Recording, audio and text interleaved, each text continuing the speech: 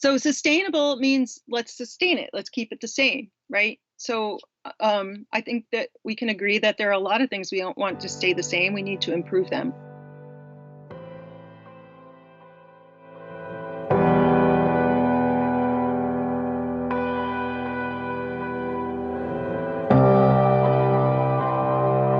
I live in Lancaster City and I walk a few miles every day. And one of the things I noticed in the first couple of weeks, the air quality had improved so much that I could, this for the first time in 10 years living here, smell the blossoms on the trees and the flowers on daffodils and tulips and rhododendrons and apples and just it's like what we subtracted changed everything. It had been obscured. Um, the other side of that is that the polluting entities, air polluting in particular, that were all wrapped into kind of a baseline bad air, really smell bad now.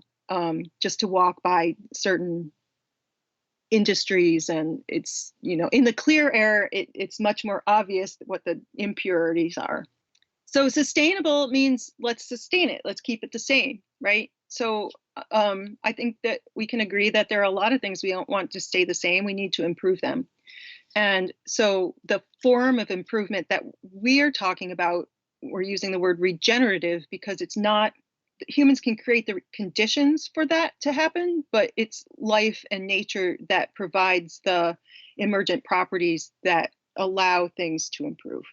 So sustainable means we want to keep the status quo, keep it the same. And regenerative means we're going to create the conditions for life to flourish.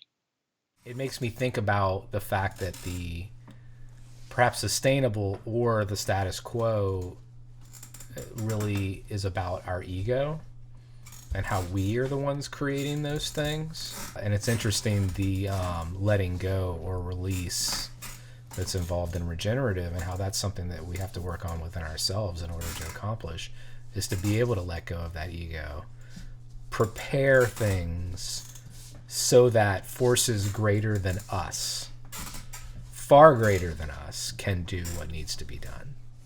Yeah, that's great, Alan. Yeah.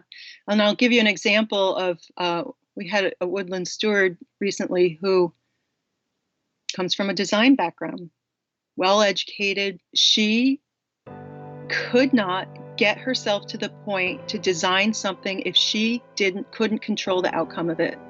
I think that she will someday, but like you said, it requires a sitting with it and a realization that we're part of something bigger than we are, and we're capable of destroying the environment that sustains us, and we're capable of suicide as a species, but we're not capable of understanding what will happen after, or controlling what happens after we're gone.